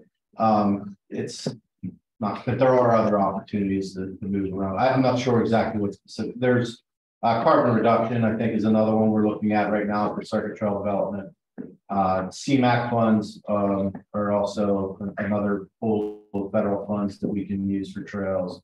And then, if we're able to feel a little bit of highway money, if we can, use some of the SDU, SDP funds. And we actually saw one applied for a raise grant, which it needed a bridge, so it was a very, very hefty investment. But I'm curious. I mean, within the next month or so, we should know if that got funding or not. That would kind of open things up a little bit because there's been a lot of multimodal projects, but not as many pure trail projects that I've seen. Yeah, we've considered that the raise program for one of our bigger trail projects, but I think we're just taking another tack at the moment, trying to get it onto the regional tip as opposed to going out to raise funds. Yeah. But we are looking at ways to definitely fund out the system. Yeah, if we can't get it on the tip, or if it looks like it's too far out, we might go for the raise funds are like a long shot thing you can apply for. You're competing kind of nationally, but you can get a big chunk of federal money. You can get, $30–50 million out of the raise. Yeah, I would love to see you build out one of those options you had in the earlier slide about shared roadways. Because there's some roadways around where we live in Kennett that are low volume, 200 to 400 vehicles per day that people already walk on. And if there were some models in the county of how you can calm traffic, which is the traffic speed is the issue there, you can demonstrate how to get cars down below 30 or 35 miles per hour. You can all of a sudden open up those roadways to maybe not to everyone, but to the majority of people who will feel more comfortable biking or walking on them. And it's just a great low-cost alternative where, in our case, we can't build trails because we don't have right-of-way. Sure. So it's just a great way to kind of get around that, open up roads. Yeah, no, it's good to be kind of thinking creatively. Like again, there's there's not always going to be room to get that full off-road multi-use trail section in there. So we do need to think big about are there ways that we can maybe combine sections of different types of facilities to help make some of these longer connections. But ultimately, we want to make sure that we're providing an overall safe environment for people. That's priority number one. But there are engineering measures to help reduce speeds on roadways. Those are definitely some options that we can be thinking about when we're looking at some of those different case specific places. If you finish the model of Pottstown Borough, it's done two-way second tracks on the street network. So if you go up there, you can see some of that firsthand. And one of the recommendations that came out of our Southern Chester County Circuit Trail feasibility study was looking at establishing the Baltimore Pike Bikeway, which would be a combination. There would be bike lanes in certain areas. There would would be split mode where you would have, share the road and sidewalks, and if you're able to, even the side paths. And depending on, there's just varying right of way widths and everything else you have to really address when you get into the, you get closer to the design of that type of. That's something that, we're looking to establish and try to get funding for to, further study in Southern Chester County. Hi, my name is Loretta Cohen, and I'm here tonight representing an organization called Pennsylvania Center for Adapted Sports. First, I want to say thank you. We serve a lot of people with disabilities in the county, and our trails are beautiful. They're very accessible. They have a beautiful, accessible bathroom. So I'm very grateful for all the work that's already been done along those lines. True accessibility for someone with a life-altering physical disability or a physical disability they were born with, a lot of times they're not able to bring a bike to the trail. So that's what our organization does, and we operate out of a 7x14 trailer. We somehow fit 20 bikes in there that have a wheelbase of like 2.5 feet, and they're 6 or 7 feet long. They're not the kind of bikes that most people are riding and accessing the trail with. So I'm just trying to paint a picture that every person with a disability needs a pretty different style bike. And what we try to do is make that fleet available. For years, I've been saying someday we're going to need a building. And I think that time has come, because I had to look somebody in the face the other day and say, we don't have a bike for you. And we have it. We just don't have a way to have it at the trail. So we love what we do. We're volunteer run. I have a team of like 25 volunteers who serve, and will serve anybody with a permanent physical disability. And lots of people come and they travel from a very long way to participate in what we offer. But we're kind of at a breaking point with what we can do. And so I really wanted to just be in this room tonight with all of you people who spend so much time and energy thinking about this. And I just want to connect and have a conversation about what we do next and what that could look like. Because true accessibility means that their bikes can be right there. There's people who actually even we provide bikes for most people. Some people own their own, but then find themselves in a situation that can't get it into their cars to get it to the trail so that they can actually use it. So I would love to talk with as many of you afterwards. Steve was actually able to see us in action a couple weeks ago, and hopefully he was impressed with what he saw. It's a phenomenal program. Like I said, a whole bunch of us volunteer there, but it's very worthwhile, and really true accessibility. I feel like Chester County could definitely be a pioneer in that and a model for true accessibility. Ideally, I'm David Shuey. I'm a volunteer with the PCS, also a township supervisor in East Coast Township, also an avid cyclist. Ideally, we'd love to have a building or access to a building adjacent to the Chester Valley Trail, which is where most of our users come to ride our bikes. So if that fits into the master plan somewhere, that we could have access to some sort of building to store these bikes, that would be really wonderful.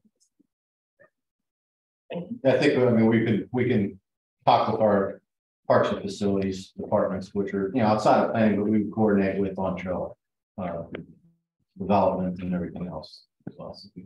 Yeah, right now we have this trailer. We bring the trailer out. We unload 20 bicycles. The volunteers unload these bikes, put them out. Disabled people come. We fit them with a bike. We take them out, escort them onto the trails, and bring them back. And then we load those 20 bikes back in the trailer and pay to store the trailer at a storage place. So that's what we're dealing with. It's a volunteer organization, and we're charity. We're supported by donors. But I think the thing is too, it's continuing to grow. Like I said, we now have 5 bikes somewhere else so because we ran out of storage. And I just think there would be a lot more people who would continue to access it if we were able to just say everyone is welcome, because we know we'll have a bike for you. We just got time for one more. Yeah, and then we can. And I'll be around after. Yeah. You haven't said anything about e-bikes and e-scooters, I'm wondering how that is affecting your planning process or anything related to design of the multi-use trails. So that's something that, you know, I think we're definitely going to have to be dealing with in the future, given that they're, you know, they're being used more. I do know that PADCNR recently developed an e-bike policy for their trails. And I think that we'll be looking to that as to provide some general guidance. Ultimately, kind of, you know, the, I don't want to say policing, but the user types of trails is something that, you know, we'll need to be in discussion with our Parks and Preservation Department, the ones that are out there, essentially patrolling the trails and kind of setting, you know, the rules and regulations for those. But yes, we will be speaking in some way to that. Again, it is a kind of a, it's come very quickly, and it's going to be more in the future. So it is something that, you know, we do need to be thinking about as we develop. It's really hard to tell the difference between a regular bike and an e-bike unless you notice the down tube. So I think how park rangers have really looked at it on the trails, it's just been by speed. You know, I think it's been a 50-mile-an-hour speed limit. So that's how they more or less differentiate. Just a quick comment. I ride one of my bikes is an electric assist, pedal assist cycle, which you have to pedal. I can get it as an assist if I need it, but you have to pedal the bike. There's a distinction between that and a throttle bike that you don't have to pedal, that has a 28-mile-an-hour, you know, and up to a 50-mile-an-hour speed limit. So the other day I was riding the North Schuylkill River Trail up to Pottstown, and I was passed by one guy in one of those mono wheel with the crash helmet. I thought I was in like Star Wars episode or something. This guy came by me, and it was battery operated. The reason I'm telling you this is then I got passed another time by the same type of vehicle, but it was a gas motor one. So when you start gas motor single wheel, okay. Yeah. So when you start saying what can be used on the multi-use trail, you have to really be careful. Right? So there's going to be new innovations, you know, constantly coming. So you can't always plan for everything, but we do need to be thinking about those issues for sure. Well, thank you, Steve. We are running a little bit behind, but I think we still have plenty of time for our last portion of our show. Patricia Quinn is going to talk about the funding programming process and some of our priority projects. Then we'll stick around here for more Q&A. Pat? Thanks. So I wanted to echo Steve's sentiments and thank you all for coming out on this beautiful evening and joining us to talk about transportation in Chester County.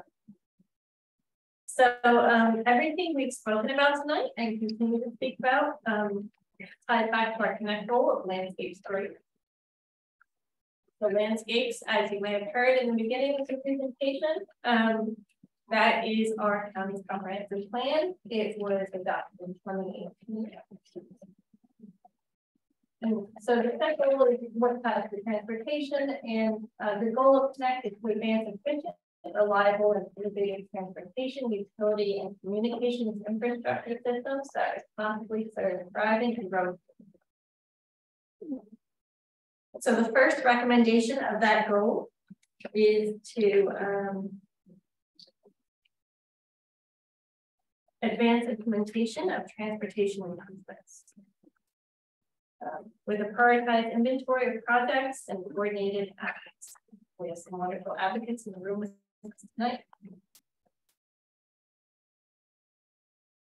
And so how do we fund transportation? It's sort of a long process. If you're not familiar with it, I'm going to give you a quick crash course. So every 2 years, we start the process and we repeat it again every 2 years. So the start of this process is the Transportation Improvement Inventory, or TII. We are in the middle of updating that right now. And then what comes out of the TII informs the Transportation Priority Projects, or the TPP. Those are the most crucial projects in the county. We're working on that right now as well. And the long range plan is updated every 5 years by the DVRPC. So it's sort of the umbrella organization that oversees planning in the region. And when projects have been federally funded, or to get them funded, we move them on to the Transportation Improvement Program, or TIP. And this is all with the goal of getting things built, right? So as I mentioned, we are in the process of updating the TII. This is the 2021 TII, and this iteration showed a need for 529 projects, costing over $4.5 billion. This is just for Chester County. That's a huge need for transportation.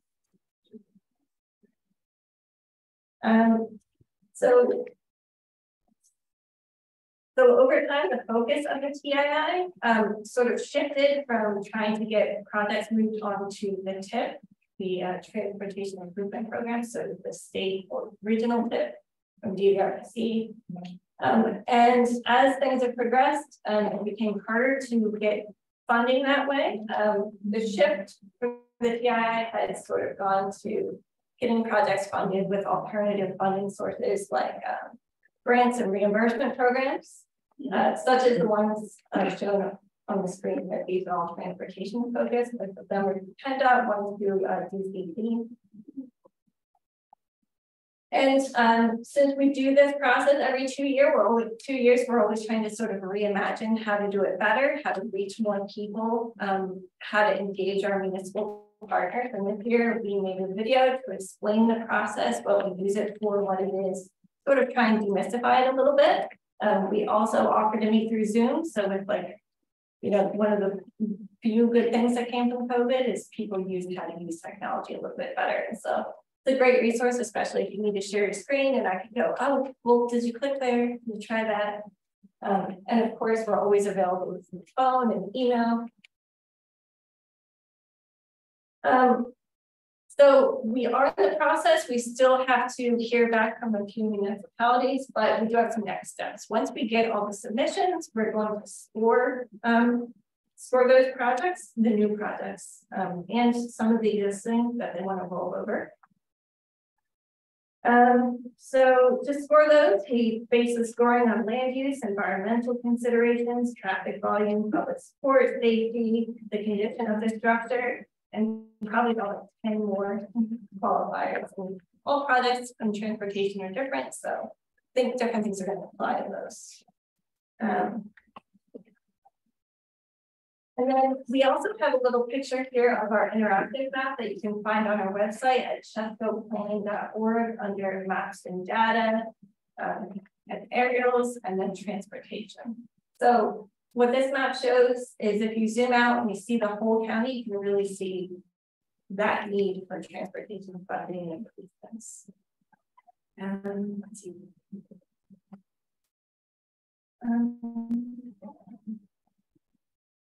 So this is an example of the last transportation priority projects for short.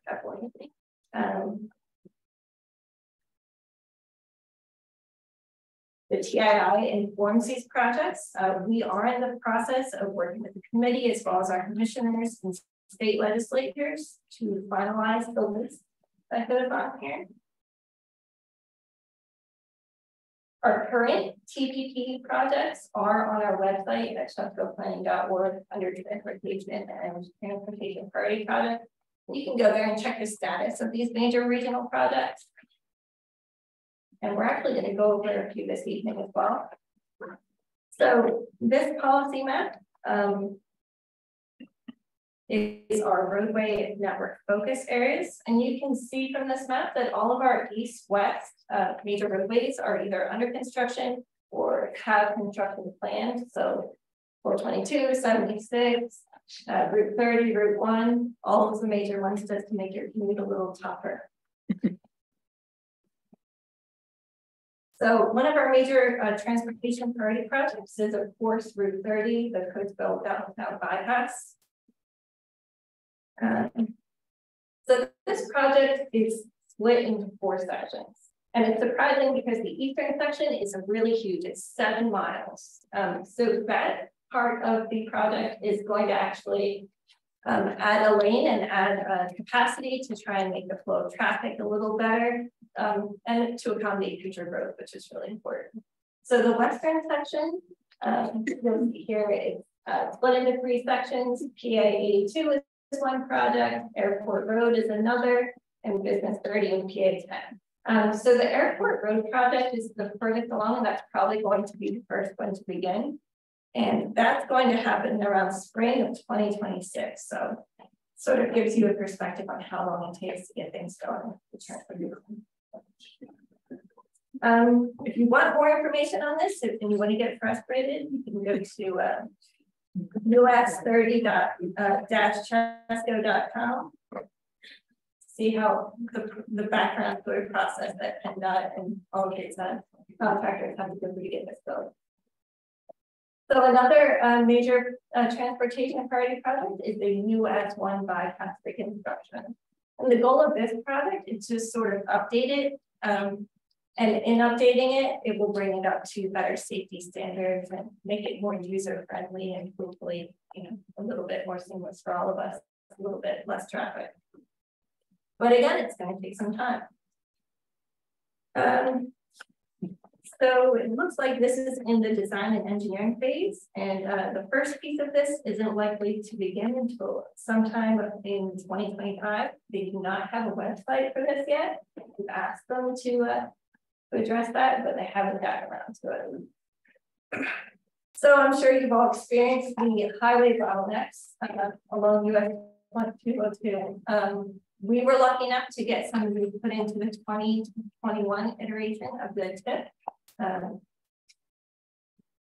And that's thanks to increased funding from the IIJ.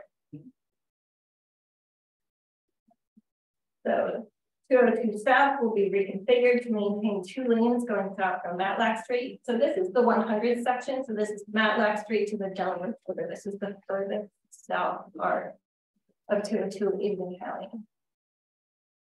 So southbound will be reconfigured. It will maintain 2 lanes going south. So from basically Westchester south, there will be 2 lanes. And then northbound, instead of having 2 lanes exit to High Street as it does now, it will be 1 lane exiting to High Street and then 2 lanes continuing on to 202, which you probably should have done in the first place. So maybe writing some wrongs with that. The DVRPC included an analysis of this section of road and found that these changes could reduce travel time by about 50%, which is something we're all looking forward to having our time back. There is another project on this section of road. It's related, but it's not bundled together. It's the intersection of 926 by Creek Farm. Yeah. And so what that will do is add a southbound right turn lane and an additional eastbound left turn lane on 926. And that should begin in the fall. So that's one that's coming up. So if you came here tonight, depending on what time, you may have experienced this one firsthand. I know I did. So yeah, we did this throughout. Yeah. 440, it's great. So those wonderful folks here at West Whiteland conducted a study of this corridor with funding from the Transportation and Community Development Initiative, or TCDI. And the proposed project would add an additional northbound lane for exiting onto the bypass.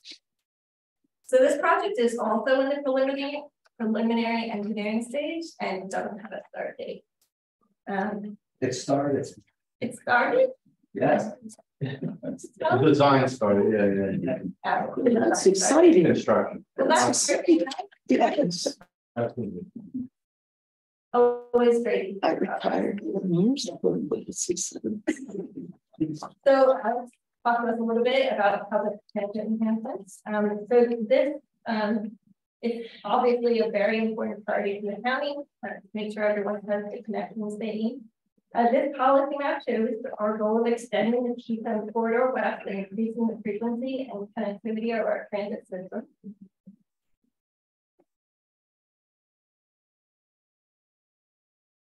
This one's really important as well. I'm sure a lot of people were really pushing for this one. We definitely are, and so are our commissioners. SEPTA extending rail service to Coatesville is obviously a top priority. The Coatesville station is currently under construction.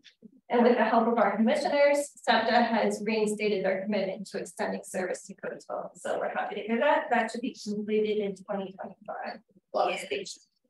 Yes. I don't know what acceptance. But the station will be done in 2025 and ready. This is an exciting project that people have been talking about for a very long time, at least 20 years. So this is so this slide is about the Schuylkill River Passenger Rail Authority, and they have the goal of extending Amtrak service for intercity rail from Philadelphia to Phoenixville, Pottstown, and finally Reading. And they've come further than anyone else trying to plan this. They have just applied to the Federal Railroad Administration's Corridor Identification and Development Program. It's just an important step that the federal government is requiring to get these things moving along, get them access to federal funding, and move the project forward to planning development. And this evening, Steve talked to us about the circuit trails. I know you guys had a lot of great questions. And this policy map shows our goals of extending those circuit trails. Let's see.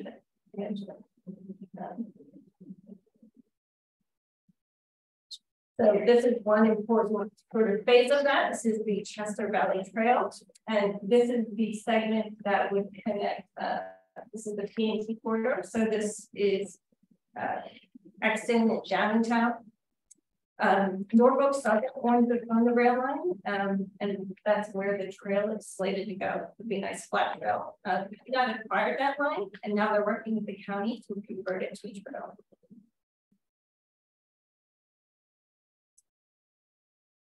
So there are two bridges along that segment. This is the Whitford Road Bridge. This is one of two. The other is the downtown tussle. So restoring those bridges are really key to completing that corridor, but the trail is just as important as well. And then we also have the Enola low grade extension that would go from Lancaster County into Chester County into the borough of Whiteland. And then completing the other segments of the Chester Valley Trail that we have in our Ashbury map there. Connect our two counties, create a beautiful experience for everyone. So this actually came out of the Chester Valley Trail West feasibility study and master plan, which the Planning Commission completed in 2018. And right now the county is going to start thinking about seeking a design consultant for this project. So it moves along slowly, but we're getting there. We have ambitious goals. And I think they all make the county a better place to live. So I know you guys spent a lot of time with us, but we can all come back up and take questions if you found some more as things sort of move along. Or you might want to go home. I was curious, where do you stand with, or where does PennDOT stand with acquiring the P&T line? They have acquired it. They own it now, and they're in the process of dispositioning it between us and SEPTA.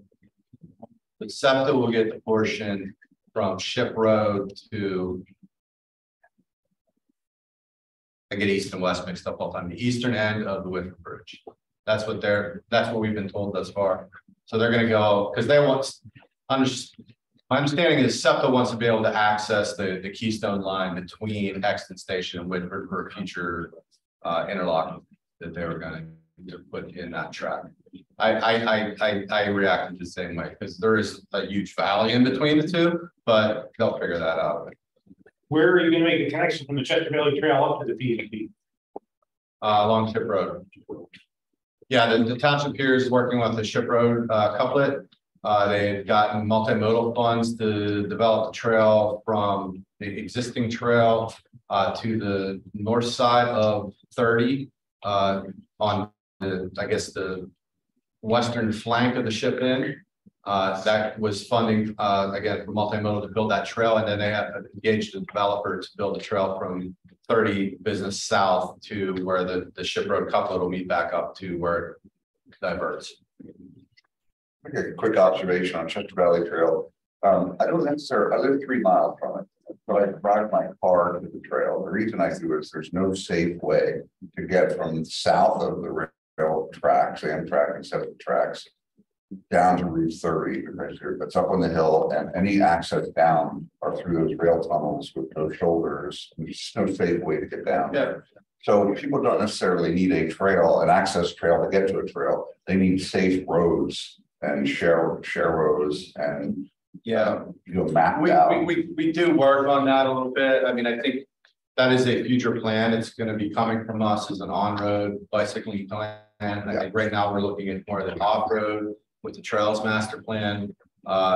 We have worked even during the pandemic. Primarily, we did an active transportation inventory where we basically went through the ordinances and subdivision, land development, and zoning for all 73 municipalities and identified ways they can improve that so that those type of connections would be could be constructed through the land development process rather than municipalities going after grants, little segments in here and there.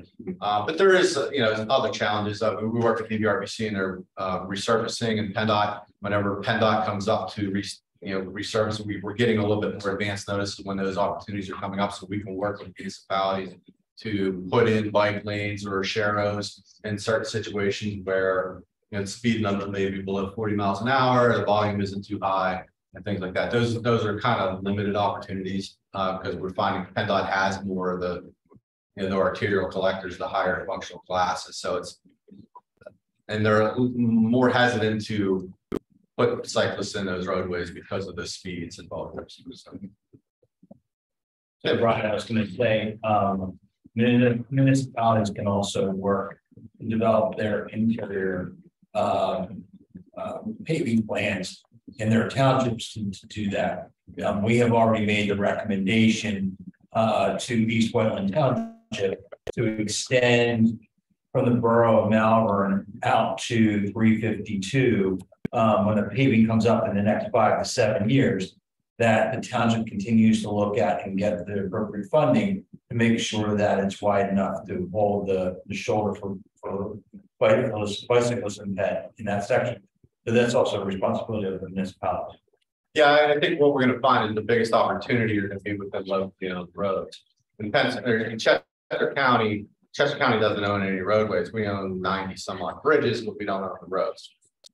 So the roads are either owned by the Commonwealth or they're owned by municipalities, and the municipalities have more oversight onto their roadways, and those are also the more lesser traveled, lower volumes, and relatively safer roads. So I think that's where you're going to see the biggest opportunity to make those connections.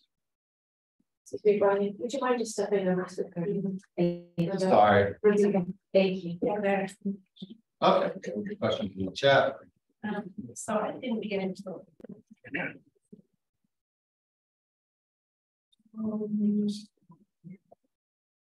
Non-motorized forms of travel mean the exclusion of e-bikes on Chester County trails.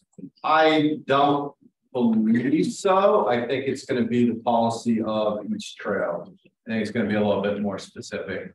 County, I'm not sure exactly what the county's policy is for e-bikes on there. I think it's something more than brought up before. I think it's right now it's just governed by speed limit, not necessarily height. Yeah, there's a suggestion of having a bike share station at trailheads, which is a good one. Safe roads comment, add the Woodford station as well. Walking on the road is scary, regardless of the pedestrian red light. Yeah, yes. There's no question about that. I mean, that's again, this is a situation where you're running into infrastructure that was built literally 125 years ago, and it was before the car was even really made. So those are the type of things that we really have to, kind of retrofit new design standards and facilities into, an aging infrastructure and somehow, create continuous connections. And it's very challenging. So, but those are definitely good suggestions. All right, let's probably wrap up. Yeah, okay. Yeah, we're a little bit over time. Yeah, we're 8:35, and thank you all for coming out here tonight. We will stick around here while we tear down and answer some questions for you. And for those of you online, feel free to contact us through the digital channels through our website. Our phone numbers posted there, as well as all of our staff contacts and contact info. Thank you.